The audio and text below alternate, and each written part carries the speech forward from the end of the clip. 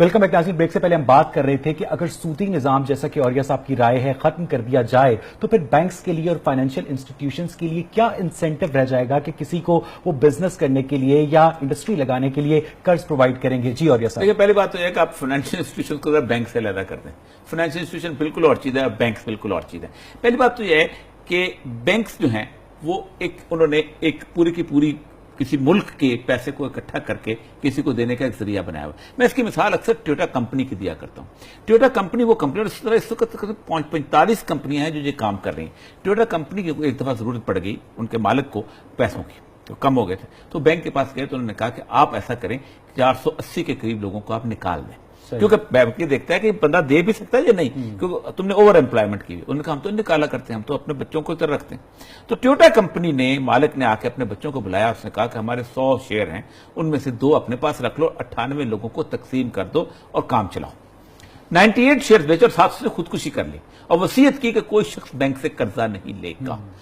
اس وقت دنیا کی بگیسٹ آٹوموبائل کمپنی ہے، 1 روپیہ بینک سے قرضہ نہیں لیتی، بلکہ ہوتا یہ ہے کہ اس کے پاس اتنے پیسے بچ جاتے ہیں. یہ سب اگر کسی کو کاروبار سٹارٹ کرنا ہے، اسے اس کے لیے کیپٹل چاہیے، تو وہ کہاں سے جا کر قرض حاصل کرے گا اگر سودی نظام کو ختم کر دیں گے؟ آپ نے کیپٹل کی شرط اس لیے رکھ دی اس کے اندر. بیسیکلی ہوتا کیا ہے کہ آپ نے کیپٹل کا بیسس جو ہے وہ بلٹ اپ کر دیا، ورنہ جہاں ایک زمانے کے اندر یہ کیپٹل کا کانسیپٹ نہیں ہوتا تھا، لوگ مزدوری کرتے تھے، لوگ اس کے بعد اپنا کھیت چلاتے تھے، تو اس وقت کیپٹل کی ضرورت نہیں پڑتی تھی. اسلام کے اندر جو کانسیپٹ ہے 3 طرح سے متبادل بنتا ہے اس کا. نمبر 1 تو یہ ہے کہ اسلام جو کہتا ہے کہ عام آدمی کو، جسے آپ کنزیومر لون کہتے ہیں، کنزیومر لون کی رسپانسبلٹی گورنمنٹ کی ہونی چاہیے، بلکہ لوگ کر رہے ہیں، اخوت نے اس کو کر کے دے دیا. یعنی بدترین دنیا کی جو بینکنگ ہے وہ مائکرو کریڈٹ ہے. آپ کو پتا ہے 23% سے لے کے 77% تک کے مائکرو کریڈٹ لیتے ہیں. آپ فرانس میں بیٹھے ہوئے ہیں، آپ نے $5000 کا لگایا، افریقہ میں ایک بندہ جو ہے وہ غریب آدمی آپ کو پیمنٹ کر رہا ہے، جس کے پاس 2 جوڑی بیل تھے اس کی 1 رہ گیا، جس کے بعد 2 تولے سونا تھا اس کا 1 رہ گیا. وہ جو اس چکر گورنمنٹ اس کنزیومر لون کا اجرا نہیں کرتی تب تک بینک سے سود پر قرض لینا کاروبار شروع کرنے کے لیے صحیح ہے نہیں. بالکل میں بالکل صحیح نہیں سمجھتا. بنیادی طور پر دیکھیں مسئلہ سارا یہ ہے کہ آپ 4 لوگ دیکھیں مل کے آپ ایک کاروبار شروع کرتے ہیں. مثلا فار ایگزامپل 2008 میں پورا بینکنگ سسٹم کولیپس کر گیا. لوگ گاڑی کی چابیاں جو ہیں وہ کھول اس میں رکھ کے چلے گئے دبئی کے اندر. $6 بلین صرف پاکستانیوں کا ڈوبا. ٹھیک کیوں؟ اس لیے کہ وہ پورے کا سسٹم ایک خلا میں چل رہا تھا. کسی شخص نے کہا کہ بینک میں بھروسہ مت کرو، میرے پاس پیسہ ہے، میں آپ سے مل کے کاروبار کرتے ہوں، کہتے ہیں اویس جو ہے نا یہ تباہ کر دے گا، اس کے اندر کمپیٹنس نہیں ہے، یہ تمہارے پیسے کھا کے بھاگ جائے گا. BCCI ڈوبا، دنیا ڈوب گئی. اقبال نے کہا ہے کہ ظاہر میں تجارت ہے، حقیقت میں جوا ہے، سود ایک کا لاکھوں کے لیے مر. لیکن اور یہ سب آپ کی ان ساری باتوں کو اگر ہم وے کریں، میرا جو جواب ہے مجھے نہیں مل پا رہا کہ اگر حکومت جو ہے آپ کے خیال میں کنزیومر لون دے اس کو دینا چاہیے، لیکن اگر حکومت نہیں دیتی تو پھر ایک عام آدمی وہ کہاں سے قرض حاصل کرے؟ پہلی بات تو یہ ہے کہ وہ کنزیومر لون جو ہے، سویڈن میں 3 بینک ایسے ہیں جن کو کمیونٹی بینکنگ کہتے ہیں، کہ ایک سوسائٹی جو ہے وہ مل کے کنزیومر لون دیتی ہے تاکہ ہمارے اندر کے جو محتاج ہیں، کیونکہ آپ کی چیریٹی سے دنیا خالی نہیں ہے. مجھے کسی نے سوال کیا جو بڑا عام سوال، لاہور میں رہنے والا آدمی سویڈن جائے قرض لینے کے لیے؟ لاہور والے کو کرنا چاہیے نا. میں ڈیفنس میں تھا، لیکچر دے رہا تھا، مجھے کسی نے سوال کیا کہ جناب ایک بیوہ عورت جو ہے اپنی پینشن رکھتی ہے اور پینشن بینک میں رکھتی ہے، اس کو بڑے آرام سے پیسہ مل رہا ہے، عزت سے زندگی گزار رہی ہے. تو میں نے اس سے یہ کہا تھا کہ اللہ تعالیٰ اس پوری بستی پر لعنت بھیجتا ہے کہ جہاں لوگ آرام سے رزق کھا رہے ہوں اور ایک بیوہ کو سور کھانا پڑ جائے. بنیادی طور پر سوشل رسپانسبلٹی. دیکھیے مسئلہ سر یہ کہ آپ ریلیجن کو، اب مجھے آپ کی بات سے میں ایگری کر جاتا ہوں کہ حکومت کو کمیونٹی لونز کا اجرا کرنا چاہیے. سویڈنز میں کمیونٹی بینک اس طرح کرتے ہیں، لیکن اور یہ سب جب تک حکومت ایسا نہیں کرتی، اور آج کی تاریخ میں 22 فروری 2016 کو ایک آدمی کو کاروبار کے لیے قرض چاہیے، وہ بغیر سود کے کہاں سے حاصل کرے؟ جب تک اجرا نہیں کرتی اس کے اوپر تو قرآن بڑا واضح ہے. ٹھیک ہے، واضح فاتقوا اللہ ما استطعتم، اللہ کا تقوی اختیار کرو جتنی تمہاری استطاعت ہے. ٹھیک ہے، اگر اس پہ تو واضح ہے قرآن. لیکن جس آئین کے اندر ہیومن رائٹس کی دفعات لکھی ہوں اور آپ کہیں کہ اس پہ عمل درآمد کرو، 38(1) ربا کو ختم کرنے کی رسپانسبلٹی اس کی ہے، हुकूमत पाकिस्तान की, दुनिया का वाहिद कॉन्स्टिट्यूशन। मैं सऊदी अरब का कॉन्स्टिट्यूशन देख रहा था, मैं ईरान का कॉन्स्टिट्यूशन देख रहा था, दोनों इस्लामी मुल्क हैं, कहीं पर भी रिबा खत्म करने की रिस्पांसिबिलिटी उन दोनों की नहीं है। ईरान तो वो मुल्क था कि जिसने 35 साल तक सैंक्शंस देखी, इंटरनेशनल बैंकिंग के साथ कोई ताल्लुक नहीं था, उन्होंने कहा हमारे ऊपर तो रिस्पांसिबिलिटी है। कायदान कभी आपने तकरीर सुनी, टाई पहनी हुई शख्स, वेस्टर्नाइज शख्स, जितना बड़ा वेस्ट का नाकत, आखिरी तकरीर है उनकी, उन्होंने कहा कि इस सिस्टम ने, मसला सर कि बैंकिंग को नहीं कहता, पूरे माशी निजाम ने 2 जंगें पैदा की। क्योंकि इस वक्त जो सबसे बड़ी स्टडी जो हो रही है कि ये बैंकर्स जो हैं ये पूरी दुनिया के अंदर जंगें पैदा करते हैं, सही, और जंगों से तबाह करते हैं। अब मैं इस्लाम के सिस्टम पे आता हूं। मसलन एक जिससे प्रॉपर्टी डीलर फंक्शन करता है, इस्लाम का इंस्ट्रूमेंट इस तरह का हो सकता है कि वो बैठे, मैं आप उसके पास जाता हूं, मेरे पास 5 करोड़ रुपया है, मैं कहता हूं कि मुझे किसी जगह पे काम करना है, पैसा लगाना है, जिसे मशारका कहते हैं, शराकत की तरफ। वो कहे कि ठीक है, इट्स ऑलराइट, आप मुझे दे दें, मैं फलां फलां बैंक ये है, इस आप फर्म में लगा लें, और फिर वो मुझे कहे कि मैं आपके पैसे को लुक आफ्टर करूंगा, और मुझसे महीने का वो उसका बोले तनख्वाह ले। ये नहीं हो सकता कि 5 अरब रुपया इकट्ठा करके पाकिस्तान के अंदर इस्लामिक बैंकिंग क्या हो रही है, वो सारे का सारा हुकूमत को दिया जाता है और हुकूमत उसके ऊपर सूद अदा करती है। इसको वो बहुत बड़ी उसकी बहस होती है। आप इस्लामिक बैंकिंग की मुखालफत कर रहे हैं? मौजूदा इस्लामिक बैंकिंग तो खालिसतन जो है वो जिसे कहते हैं सुअर को बकरी बनाने की। अच्छा, और ये सब मैं आपसे ये जानना चाहता हूं कि जो कर्ज होता है वो 2 मकासद के लिए इस्तेमाल होता है, प्रोडक्शन के लिए और कंजम्पशन के लिए, ठीक है। जो कर्ज प्रोडक्शन के लिए इस्तेमाल किया जाए, मसलन 10 करोड़ रुपए आप कर्ज लेकर उससे 25 करोड़ रुपए प्रोड्यूस करते हैं, कर्ज की, और उसके बाद आप एक्सपेक्ट करते हैं कि 10 करोड़ ही वापस किया जाए। प्रोडक्शन की प्रिंसिपल ही नहीं बताता। इस्लाम शराकत के ऊपर कारोबार करने की इजाजत देता है। इस्लाम कहते हैं आओ मेरे साथ बैठ के घड़ियों का कारोबार करते हैं हम दोनों, तुम पैसा लाओ और मैं ये करता हूं, मैं साथ हम बैठ के कहते हैं नफा भी होगा तुम्हारा। आपको पता है कि 2008 के अंदर जो सबसे बड़ी सूरत हाल हुई है वो RF banking, Riba free banking, जो दुनिया पूरी के अंदर, उन्होंने कहा कि जब तक आप किसी को नफा नुकसान के अंदर शराकत नहीं देंगे आपका बैंकिंग सिस्टम नहीं चल सका। 1999 के अंदर एक कॉन्सेप्ट आया था ज़िरप, जापान ने कहा था जीरो इंटरेस्ट रेट पॉलिसी।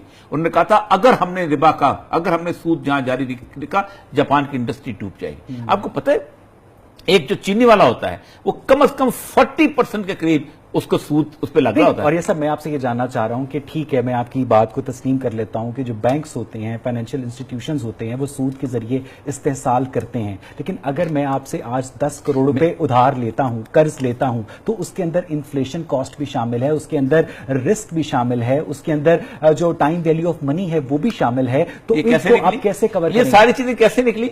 इसलिए कि आपने एक कागज बना दिया, एक आर्टिफिशियल क्रेडिट बना दिया जिसकी कोई वैल्यू नहीं, जो जल जाए तो उसका कोई तस्वर नहीं, जिसके पीछे आप इकोनॉमिक्स अगर आप पढ़ें तो इंट्रिंसिक वैल्यू ऑफ मनी रसूलुल्लाह सल्लल्लाहु अलैहि वसल्लम ने फरमाया 6 चीजों में कारोबार करो, सोने में करो, चांदी में करो, गंदम में करो, जौ में करो और उसके बाद नमक में करो, और एक और है चावल है मेरा।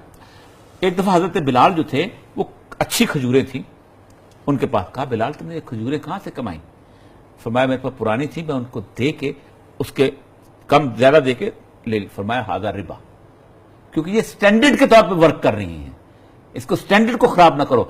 आप आज भी ये कितना बड़ा फ्रॉड है कि हम कहा जाता है कि हम पैसे के डॉलर के अंदर ट्रेड। अच्छा, और ये सब ये बड़े मजे की बात है। मैं एक मिनट मैं एक्सप्लेन कर लूं। डॉलर में ट्रेड नहीं कर रहे होते, आपका जो बैलेंस होता है ना, ट्रेड बैलेंस, वो ये होता है कि आपने इतना चावल दिया और इतनी कारें मंगवाई, इतना, उसको हम सिर्फ काउंट पैसे में कर रहे होते हैं। यानी ये नहीं होता ये ट्रेड बैलेंस से होता है, ये ट्रेड डेफिसिट होता है, इसलिए क्रिएट होता है कि आपने कितना पैसा बेचा। और ये सब यही तो मसला है कि अरबों के हाथ जो दौलत का तस्वुर था वो कमोडिटी बेस्ड था, जिस तरह के आपने कहा आज भी है, चांदी, जानवर, घर। लेकिन जो मॉडर्न इकोनॉमी है उसमें दौलत जो है वो सलाहियत है जिससे आप दौलत प्रोड्यूस कर सकते हैं। अब ये सलाहियत बेचने वाले पर है कि वो अपनी सलाहियत की क्या कीमत लगाता है, ना कि खरीदने वाले। सिर्फ इसलिए कि आपने 4 जंगें करके आपने दुनिया पर कब्जा कर लिया। आपको पता है कि जिस दिन नॉर्मंडी फतह हुआ है उस दिन 1945 के अंदर तमाम दुनिया के जो ताकतवर मुल्क थे, जब उन्होंने जर्मन्स को शिकस्त दे दी तो ब्रिटेन वुड में इकट्ठे हुए। अब ब्रिटेन वुड में इकट्ठे होकर उन्होंने कहा ओके, अब हम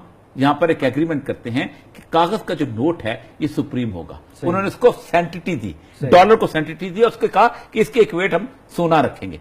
ठीक, उसकी बुनियाद के ऊपर उन्हें पूरी दुनिया को डॉलर को स्टैंडर्ड के तौर पर, यानी आज वो यूरो को भी स्टैंडर्ड पे नहीं लाने देते, अभी भी डॉलर के 45 के अंदर वो आया। उसके साथ एक उन्होंने बैंक ऑफ इंटरनेशनल सेटलमेंट बनाया 1945 में। बैंक ऑफ इंटरनेशनल सेटलमेंट वो क्या करता है کہ بتاتا ہے کہ آپ کی دولت کس طرح کی ہے, میری دولت کس طرح کی ہے. نائجیریا آئل رچ کنٹری, اس کی پیسہ کمزور ہے, اس کا سکہ کمزور ہے. آئس لینڈ میں گھاس نہیں اگتی, اس کا سکہ مضبوط ہے. اس طرح ایک مونوپولائز کیا گیا. جتنے ڈالر امریکہ کے اندر ہیں, جتنے ڈالر امریکہ میں ہیں, اس سے کئی گنا ڈالر کاغذ جو ہیں اڑتے پھر رہے ہیں. لیکن جو بینک آف انٹرنیشنل سیٹلمنٹس تھا وہ 1945 میں نہیں, مئی 1930 میں بنا تھا. اور دوسری بات یہ کہ بینک آف انٹرنیشنل سیٹلمنٹ اس لیے نہیں بنا تھا کہ آپ پیپر کرنسی کو رائج کریں, وہ اس لیے بنا تھا کہ جو فرسٹ ورلڈ وار کے بعد جرمنی سے جو آپ کو تاوان لینا تھا اس کو ریگولرائز کیا جا سکے, آپ جا کے چیک کر سکتے ہیں. 1945 کے اندر اس کو یہ فنکشن دیا گیا تھا. سر 1945 میں تو دوسری جنگ عظیم ختم ہو گئی. جی ختم ہوئی. اس کے بعد میں نے بتایا نا کہ جس دن نارمنڈی فتح ہوا ہے اس دن سب سے پہلے یہ لوگ اکٹھا ہوئے ہیں. اس کے بعد گولڈسٹین 71 کے اندر فرانس کا صدر جو ہے وہ جاتا ہے نکسن کے پاس اور اس کو کہتا ہے کہ میرے $2 بلین کے سونا تمہارے پاس, تمہیں سونا دے دو. نکسن صاحب کہتے ہیں کہ ہم نے تو یہ وعدہ تمہیں سونا دینے کے لیے نہیں کیا, ہم تو ڈالر کو پھیلایا ہوا, ڈالر کی عزت کرو اور ڈالر کے ساتھ چلو. وہ حیران رہ گیا. اس دن goodwill of the country کا کانسیپٹ آیا تھا اور پھر بینک آف انٹرنیشنل سیٹلمنٹ کو وہ دیا گیا تھا کہ تم good will of the country بتاؤ. اس نے good will of the country بتانا شروع کرتا ہے. یہ پورا جو سسٹم ہے نا, اس نے انسلیو کیا ہوا ہے. اب میں آپ کو اور بات بتاتا ہوں. اسی دوران دنیا کے تمام ملکوں کو یہ کہا گیا کہ 3 چیزیں تمہاری کامن ہونی چاہیے. ایک تو کانسٹیٹیوشن ہونا چاہیے, سعودی عرب کا بھی کانسٹیٹیوشن ہے, میرا بھی کانسٹیٹیوشن, امریکہ بھی. سعودی عرب کا جو مانیٹری فنڈ ہے وہ بھی بینک آف انٹرنیشنل سیٹلمنٹس کا سگنیٹری, ہمارا بھی سب کا سب ہمیں ماننا پڑتا ہے. جو اور یہ صاحب اس کا مطلب یہ ہے کہ آپ جو ربا کے اوپر تنقید کر رہے ہیں, ہماری اپنی حکومتیں جو ہیں اس ربا کو ختم کرنے پر تیار قطعاً نہیں ہیں. پاکستان کی حکومت نے یہ تصور کر لیا ہوا ہے کہ سود حرام نہیں ہے. آپ تاریخ اٹھا کے دیکھ لیں. آج جس بات پہ ہم پروگرام کر رہے ہیں کہ سپریم کورٹ نے دوبارہ وہ کیس کیا ہے, اس کی بنیادی طور پہ وجہ آپ کو تھوڑی سی ہسٹری بتاتا ہوں, آپ حیران ہوں گے. 48 میں قائد اعظم رحمۃ اللہ علیہ جو ہیں وہ تقریر کرتے ہیں اور تقریر کرتے ہوئے وہ کہتے ہیں کہ دنیا میں جو مغرب کا اقتصادی نظام ہے اس نے دنیا کو سوائے تباہی کے اور کچھ دیا ہی نہیں. اس نے جنگیں کروائی ہیں, اس نے انسانوں کا استحصال کیا ہے. اور وہ کہتے یہ ہیں کہ ایک ایسا سسٹم بنائیں گے, اسٹیٹ بینک میں کہہ رہے ہیں کہ جو اسلامک پرنسپل کے ساتھ. اس کے بعد سیکنڈ تھنگ جو ہے آپ اندازہ کریں, 69 کے اندر اسلامی مشاورتی کونسل بنتی ہے. ایوب خان ہر جگہ تھی. وہ سیونگز اکاؤنٹس کو بھی اور بانڈز کو بھی اور بینک کو بھی حرام قرار دے دیتی ہے. گورنمنٹ کچھ نہیں کرتی. ٹھیک, آرٹیکل 38(1) آپ آ کے 73 کے کانسٹیٹیوشن میں آپ جاری کرتے ہیں. بھٹو کا پورا دور گزر جاتا ہے, آپ کچھ نہیں کرتے. ضیاء الحق کا آتا ہے. اور یہ سب کیسے کریں؟ نہ قائد اعظم نے سودی نظام کا کوئی آلٹرنیٹو پروپوز کیا تھا, نہ 1973 کا آئین بنانے والوں نے سودی نظام کا کوئی آلٹرنیٹو پروپوز کیا تھا. آپ قائد اعظم پر یہ الزام نہیں لگا سکتے. میں قائد اعظم کے الفاظ سناتا ہوں, آپ حیران رہ جائیں گے. قائد اعظم کہتے ہیں I shall watch with keenness the work of your research organization in evolving the banking system, banking practices compatible with Islamic ideas of social and economic life. Social Quaid Azam state bank ایسا نہیں کر سکا. اس کے 3 مہینے بعد اسٹیٹ بینک ایسا نہیں کر اسٹیٹ بینک نے کیوں گئے؟ کیونکہ عملی طور پر ممکن نہیں. عملی طور پر میں بتاتا ہوں. مجھے آپ بتائیں کہ سودی نظام کو آپ پوری دنیا سے کس طرح ختم کر سکتے ہیں. میں بتاتا ہوں. 1917 میں جس دن لینن آیا تھا نا, اس لینن نے جس وقت کمیونزم لے کے آیا تھا نا روس کے اندر, تو اس نے کہا there will be only one central bank. جس سینٹرل بینک سے ہم انٹرنیشنل ٹریڈ کریں گے پورے کمیونسٹ ورلڈ کے اندر کوئی سود نہیں ہوگا. اور اس کے بعد 1991 میں اس کمیونسٹ ورلڈ کا جو حشر ہوا, ہزاروں ایٹمی ہتھیاروں کے باوجود دنیا نے دیکھا بینکنگ سسٹم کی وجہ سے نہیں ہوا. اس کی وجہ اقتصادی طور پہ سوویت یونین کا دیوالیہ نکل گیا. اقتصادی طور پہ دیوالیہ نکلا ہی نہیں. آپ سے کس نے کہا؟ سوتی اس کی جو ایکسپینشنزم تھی, اگر وہ رشیا کے اندر نہ جاتا, اگر وہ افغانستان کے اندر نہ جاتا, اگر وہ سارے کام نہ کرتا, اگر اسپیس وار کے اندر نہ جاتا, وہ سارے امریکہ سے مقابلے کرنے, وہ تو ہیجمونک صورت ہے. آج بھی وہ کہتے ہیں کہ ہمارے اکنامک سسٹم کے طور پہ نہیں ہم گئے, ہم بنیادی طور پر چاند پہ سب سے پہلے تو راکٹ اس کا گیا ہے, اسپیس میں تو وہ گئے ہیں. انہوں نے لوگوں کے منہ سے نوالا کھینچ کے اپنی ہیجمنی اور رشین جو ہے جسے کہتے ہیں نا سپریمیسی, اس کی طرف گئے. اچھا, اور یہ سب اس پر مزید بات کریں گے ایک بریک کے بعد. ناظرین مجھے یہاں پر ایک بریک لینی ہے. جب ہم بریک سے واپس آئیں گے تو اوریا صاحب سے اسی بات پر مزید ڈسکشن کریں گے کہ اگر سوویت اکانومی بغیر انٹرسٹ کے چل سکتی ہے تو سوویت یونین کے ٹوٹنے کی وجہ کیا پھر صرف سیاسی تھی؟ اس پر بات کریں گے ایک بریک کے بعد.